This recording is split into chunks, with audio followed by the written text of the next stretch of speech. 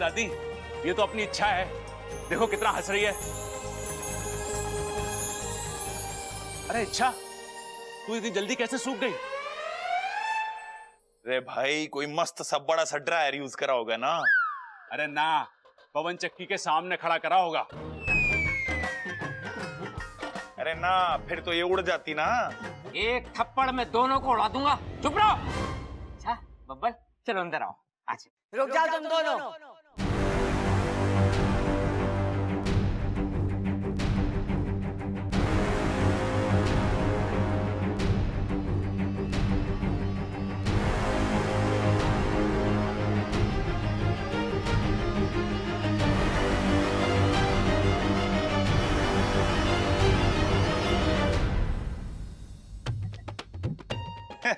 स्वागत है दादी, स्वागत है।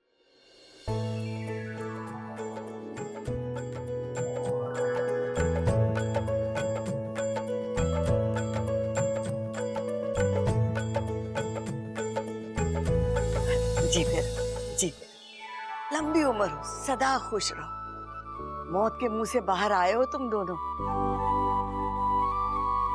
अब इन दोनों को पूजा घर में शिफ्ट करना पड़ेगा लगता है।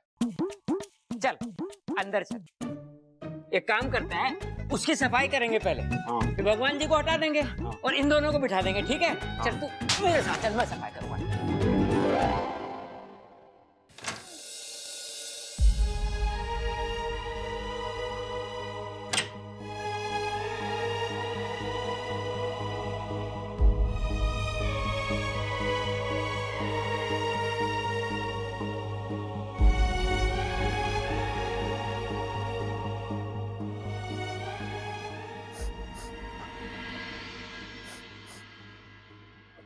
वाकू, तू रो क्यों रहा है? अच्छा तू ठीक तो है ना? वाकू, मैं तो बिल्कुल ठीक हूँ, सही सलामत तेरे सामने खड़ी हूँ। कौन कहता तुझे ये सब करने के लिए? जब देखो दूसरों के बारे में सोचना, जो करना दूसरों के लिए करना। अपनी कुछ चिंता है या नहीं तुझे? मेरे लिए करना जरूरी था। अमर जी की जिंदगी और तुम्हारी जिंदगी। अगर बब्बल जी का परिवार है तो तुम्हारा भी परिवार है। अगर तुम्हें दुख होगा तो उनकी आंखों में भी पानी आएगा। देखो मुझे, तब से रो रो के बुरा हाल है मेरा। लेकिन वाकू, मुझे मालूम है तुम क्या कहोगी। बच्चा थोड़ी हूँ जो रो रहा हूं मैं। लेकिन क्या गुरु, रोना आ रहा था। आज साझा प्रत्यर्पण विधि के बाद तुम्हारी जो हालत हुई, मैं डर गया था। एक पल के लिए मुझे ऐसा लगा जैसे मैंने तुम्हें हमेशा के लिए खो दिया। इच्छा, मैं जानता हूं हम दोनों का रिश्ता खून का नहीं है, लेकिन कुछ रिश्ते संगत से बनते हैं, जज्बात से बनते हैं, और वो खून से बढ़कर होते हैं। ऐसा ही एक रिश्ता तुम में और मुझ में भी बना है। इसीलिए हर चीज हम आपस में बांटते हैं। मुझे तो आदत सी हो गई अब तुम्हारी इच्छा। किस्मत ने मुझे सगी बहन नहीं दी, लेकिन तुम्हारे रूप में एक मुंह बोली बहन जरूर दी है। मैं तुम्हारे साथ हंस सकता हूँ, रो सकता हूँ, झगड़ सकता हूँ। पाकिस्तान से इतना दूर होने के बाद भी मुझे ऐसा नहीं लगता कि मैं अकेला हूँ। मैं तुम्हारे बिना रहने की कल्पना भी नहीं कर सकता। वाकू, मैं वादा करती हूँ, मैं तुझे छोड़कर कभी नहीं जाऊंगी। पक्का? पक्का। और फिर से ये पागलपन तो नहीं करोगी ना? अब ये कहना तो मुश्किल है। मैं जो भी करूं, जहां भी जाऊं, तुझे तंग करने जरूर आऊंगी। बस तुमने इतना कहा, मेरे लिए यही काफी है। चल अब पगले, रोना बंद कर।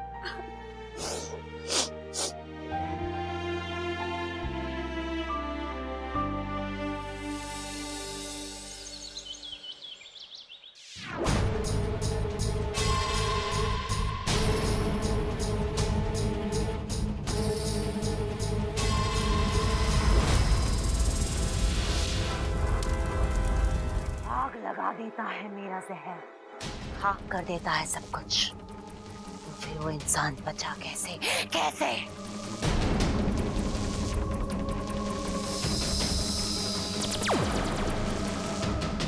कसम जहर की आखिरी बूंद की, आपकी शक्ति जितनी पहले थी उतनी आज भी है। मुझे चापलूसी से सख्त नफरत है। झूठ बोलूं तो मेरे दांत टूट जाएं। दुनिया की एक रीत है, कोई भी रेखा तब छोटी दिखने लगती है जब उसके सामने कोई बड़ी रेखा तैयार हो जाती है। मतलब आपकी शक्ति कम नहीं हुई है। आपकी शक्ति से बड़ी एक और शक्ति है जो उस इंसान के आसपास है और उसकी रक्षा कर रही है। बात तो तू सही कह रहा है। कसम जहर की आखिरी बूंद की, बंदा गलत बात करता ही नहीं है।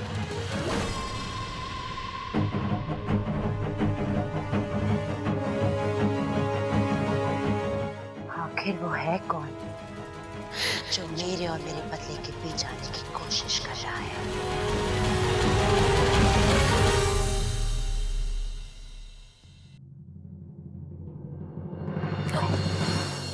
साथिया साथिया मेरे साथिया साथिया साथिया मेरे साथिया।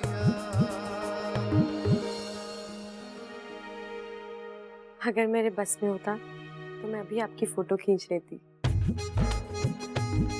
क्यों? बस ऐसे ही। नहीं बता मुझे, तो मेरी फोटो क्यों लेनी है? वो क्या है ना, कोई है जो हमारे लाख कहने पर भी शर्माने से मना कर रहे थे और आज वो खुद शर्मा रहे हैं। हट, मैं शर्मा नहीं रहा हूँ, वो तो बस सही। वो तो बस क्या? पता नहीं, अच्छा आज बहुत अजीब सा लग रहा है। ऐसा लग रहा है जैसे जैसे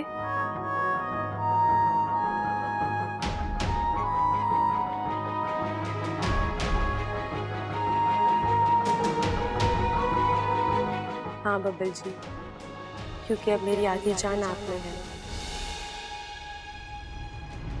यकीन मानिए, एक सांस आप लेंगे और दिल इच्छा का धड़केगा। क्या क्या कहा तुमने? जान सांस? नहीं नहीं नहीं, मेरा मतलब है बब्बल जी, अब मुझे बहुत काम है, मैं चल रही हूँ।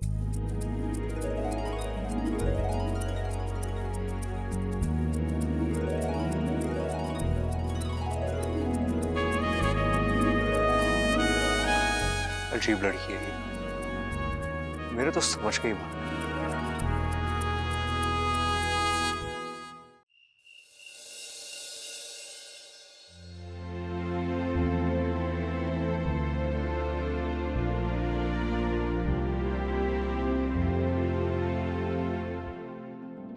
माँ,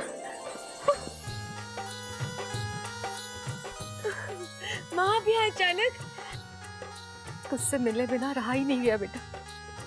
तेरी बच्ची ने इतनी बड़ी परीक्षा पार की, तो उससे मिलकर उसे शाबाशी देना तो बनता है ना।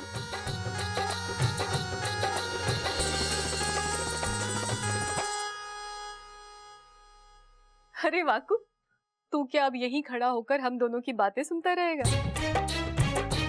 हम माँ बेटी की कुछ निजी बातें भी तो हो सकती है ना। जा यहाँ से।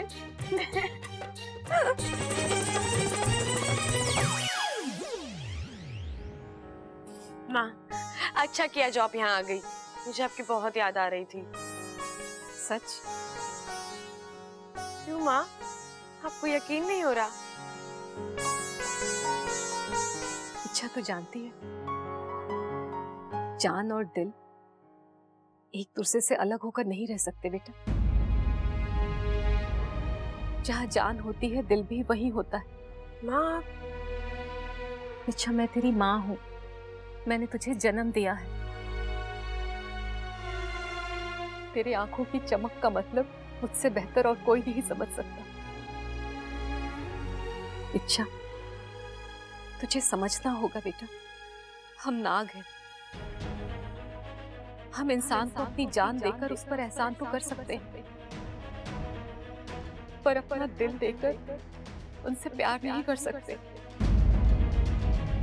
माँ मैं जानती हूँ, लेकिन बेटा लेकिन की तो यहाँ कोई गुंजाइश ही नहीं है। तुझे अपनी भावनाओं को रोकना होगा, अब्बल से अलग होना होगा तुझे।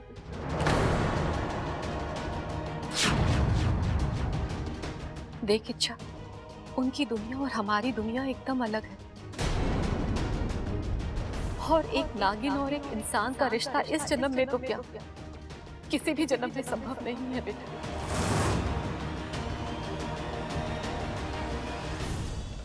तुम अपनी भावनाओं को यहीं पर रोक लो, क्योंकि इस रास्ते पर तू जितना आगे जाएगी ना, वापस लौटने में तुझे उतनी ही ज्यादा तकलीफ होगी। इच्छा मेरी बात मान जा बेटा, तेरे भले के लिए ही कह रही हूँ।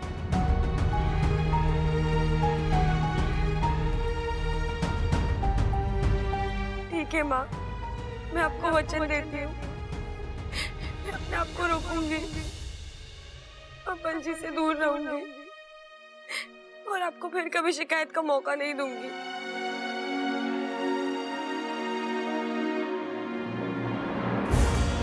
रो ले मेरी बच्ची, अपनी भावनाओं को अपने आंसुओं के साथ बह जाने दे। इसमें हम सबकी भलाई है।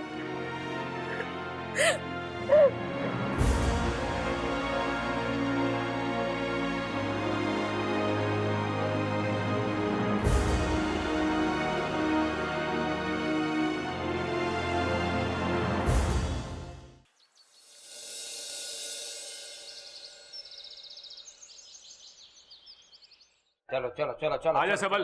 हाँ तुझे एक दाव पेच सिखाऊं। देख, सबसे पहले जब कुश्ती शुरू होवे ना, तो ऐसे पकड़ के कंधे से ये, और पहले उसकी आंख में देख, एकदम सामने वाले पहलवान की, फिर ऐसे घूम घूम, जैसे उसकी आंख बचे और पकड़ दे। गलत सिखा रहा है, ये सिखाया था मैंने तुझे। खड़ा हो रे छोरे, गर्दन पकड़। अच्छा हाँ चल उठ।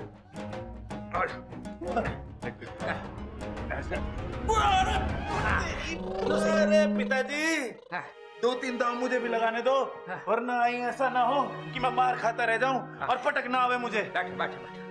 भाई ऐसा है, खड़क सिंह के अखाड़े में कुश्ती करने से कोई खड़क सिंह नहीं बन सकता। मैं अपने इन दोनों हाथों से 2-2 पहलवानों को उठा के पटक दूं, ये हर किसी के बस की बात ना है। फिर से शुरू करो कुश्ती, और बराबरी में खत्म होना चाहिए मुकाबला, ठीक है? दादी छोरा, इन पटाखों को तू घर से बाहर फेंका। देखा ना कितना बड़ा हादसा हो गया था इनकी वजह से। आज के बाद कोई भी पटाखा ना चलावेगा इस घर में। जी दादी।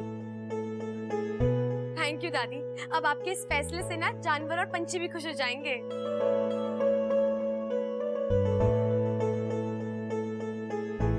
और एक नागिन और एक इंसान का रिश्ता इस जन्म में तो क्या किसी भी जन्म में संभव नहीं है बेटा।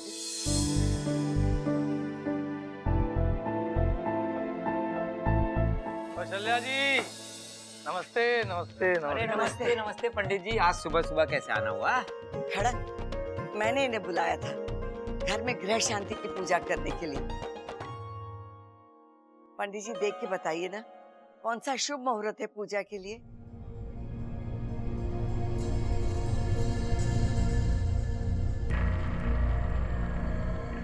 कौशल्या जी, अगर आप बुरा न माने तो एक बात को। नहीं पंडित जी, कहिए। देखिए, मुझे आपके घर के गृह कुछ अच्छे नहीं लगे।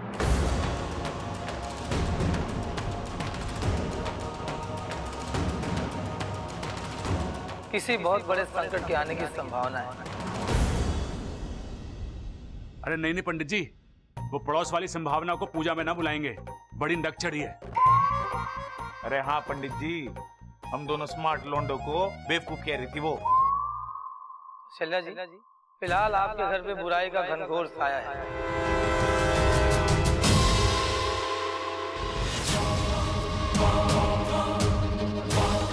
ये बुराई बिना कह ढाए दम नहीं देगी।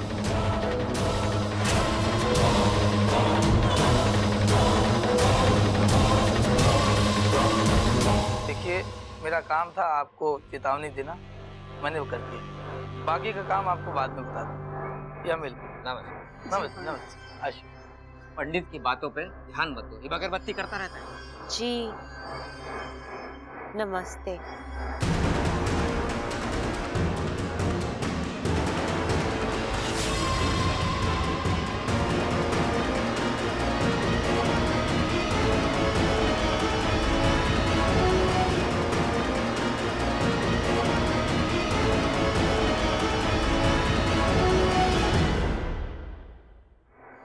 माफ करना छोरी, अरे माँ माफी क्यों मांग रही है? तुझसे छोटी है वो।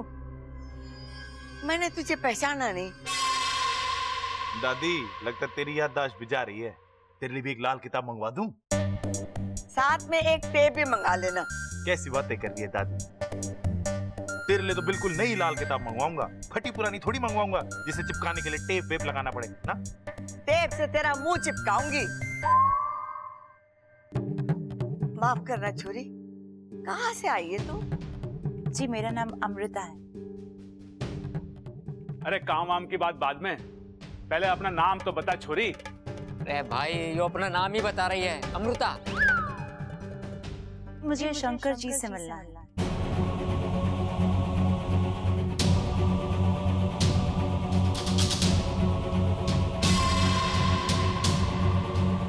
शंकर? कौन शंकर? अरे दादी, ये शंकर जी पे दूध चढ़ाने के लिए आई होगी।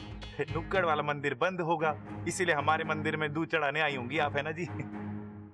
जी नहीं, मैं वो मंदिर वाले शंकर जी की बात नहीं कर रही। अरे हमारे यहाँ तो वही शंकर जी हैं, वरना हिमालय जाना पड़ेगा। एक काम कर, तू इसको अपने साथ लेके चला जा, आराम से घुमाना और दर्शन करवा देना, ठीक है? ठीक है पिताजी। ममता, मेरा लाठी और कंबल लेकर आ जा।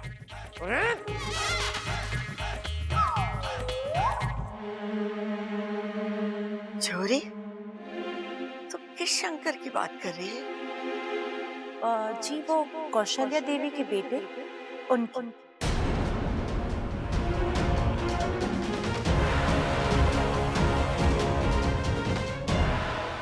तू शंकर को कैसे जानती है? जी 30-35 साल पहले मेरे पिताजी को वो पहाड़ के नीचे बहुत जख्मी हालत में मिले थे। फिर वो उन्हें घर ले आए, बहुत देखभाल की मेरे पिताजी ने उनकी। काफी समय तक वो हमारे साथ ही थे। हमारा शंकर जिंदा है। हमारा शंकर जिंदा है। हे भगवान, तूने इस दुखियारी माँ की सुन ली। माँ, भैया जिंदा है, भैया जिंदा है।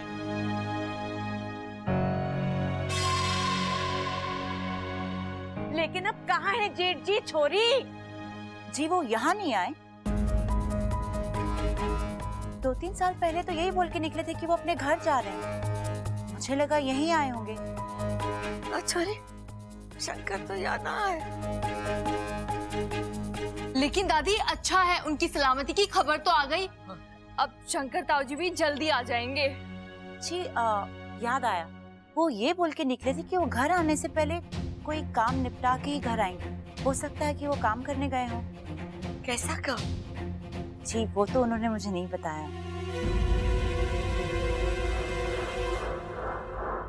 बीबी जी आपका सामान। अरे ये सामान यहाँ पर क्यों ले आए हो? इसे उठाओ, हम यहाँ पर सिर्फ इनसे मिलने आए थे। हम होटल जाएंगे। सामान उठाइए। अरे तू कहाँ जा रही है छोरी? जी बस पास के होटल में रहने जा रही हूँ। ये आई हूँ कुछ दिनों के लिए, फिल्म बना रही हूँ पहलवानों के ऊपर।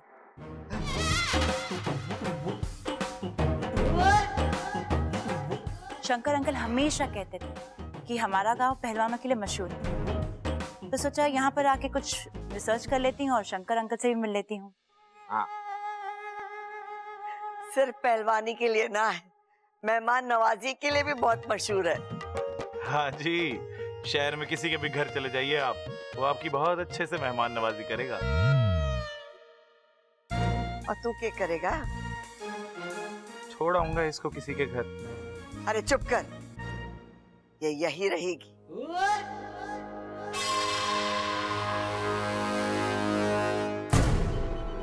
ये नहीं जानते कि इनको ये मेहमान नवाजी कितनी महंगी पड़ी।